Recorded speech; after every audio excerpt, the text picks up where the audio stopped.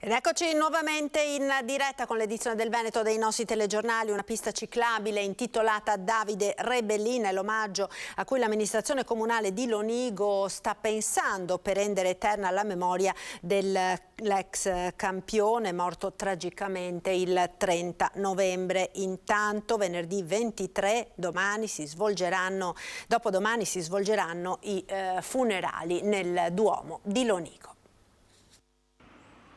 Grazie Davide, grande uomo, esempio di umiltà e tenacia. È lo striscione che campeggia sopra l'insegna del bar di famiglia dell'ex campione di ciclismo Davide Rebellin.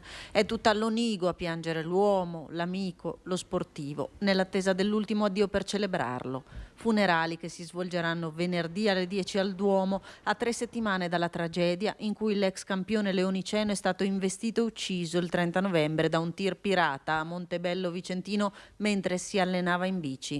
Un abbraccio che arriva anche dall'amministrazione che ha indetto il lutto cittadino e che pensa ad una dedica che leghi per sempre il campione alla città. L'idea, ancora da concordare con la famiglia, sarebbe quella di titolargli una pista ciclabile. Noi come città gli dedicheremo qualcosa di eterno, di fisso nella nostra città. Ci stiamo pensando, ci confronteremo con la famiglia perché vogliamo che il ricordo di Davide rimanga fisso sempre nella nostra città. Renderne eterno il ricordo, come eterno resta l'affetto per quello che Davide lascia alla città, correndo in bici da quando era piccino, diventando un esempio per le nuove generazioni di appassionati e tifosi. Davide lascia un ricordo profondo, il suo amore per lo sport rimane, tant'è che con Davide e anche devo dire con il papà di Davide, Gedeone Rebellin, è nato un gruppo ciclistico Lonigo importante, lascia l'amore per lo sport soprattutto nei giovani.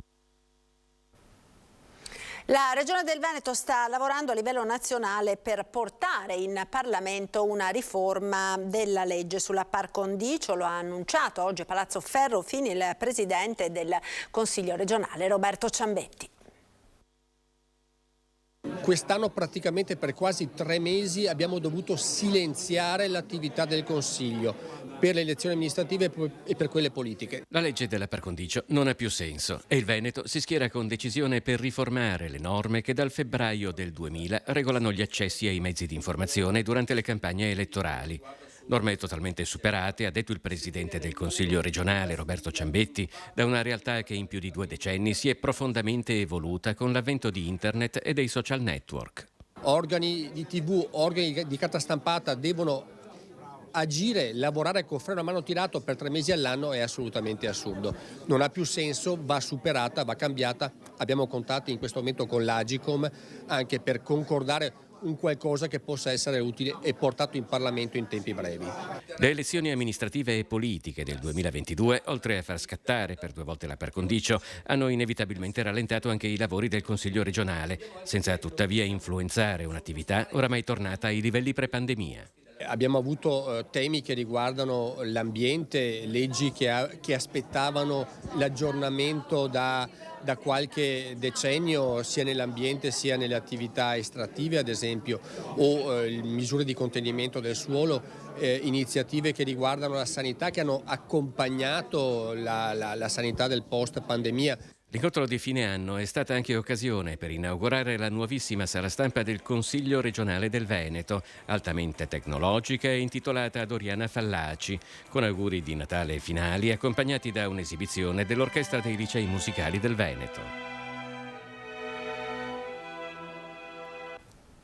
E siamo in chiusura, vi ricordo l'appuntamento da non perdere venerdì 23 dicembre su Antenna 3 alle 21:15 con il concerto di Natale diretto dal maestro Diego Basso con i musicisti ed artisti dell'Art Voice Academy di Castelfranco. L'evento andrà anche in replica il giorno di Natale, domenica 25 dicembre dalle 16:45, sempre naturalmente su Antenna 3.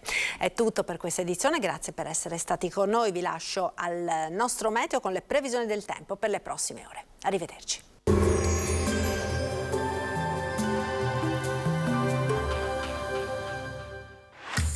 Non ammirare Vittorio Veneto, ma vieni a viverla. Scarica l'app. Benvenuti al Meteo. La pressione atmosferica torna ad aumentare. Le caratteristiche meteorologiche salienti dei prossimi giorni saranno la frequente nuvolosità e le temperature sopra la media. Il dettaglio di giovedì 22 dicembre. Sul Veneto avremo nubi basse e nebbie, specie sulle zone di pianura, in parziale diminuzione e dissolvimento di pomeriggio, ma sempre prevalenza di cielo nuvoloso. Di sera nuova formazione di foschie anche fitte. Temperature in aumento, minime comprese tra 2 e 4 gradi, massime invece tra i 6 e i 9 gradi all'incirca. Spostiamoci ora sul Friuli Venezia e Giulia. Anche qui cielo variabile con possibilità di nebbie frequenti in pianura, molte nubi e cielo decisamente grigio. Temperature minime tra 5 e 8 gradi, massime sui 7-11 gradi. Infine diamo uno sguardo al Trentino Alto Adige. Avremo poche novità, anche qui infatti il cielo risulterà coperto e nebbioso, solo con qualche isolata schiarita sui settori alpini di confine. Temperature minime intorno a 1-3 gradi, massime sui 6-7 all'incirca. Dal meteo di Antena 3 per ora è tutto, grazie per l'attenzione, arrivederci.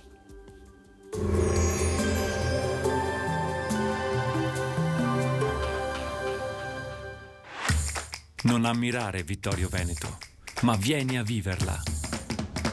Scarica l'app.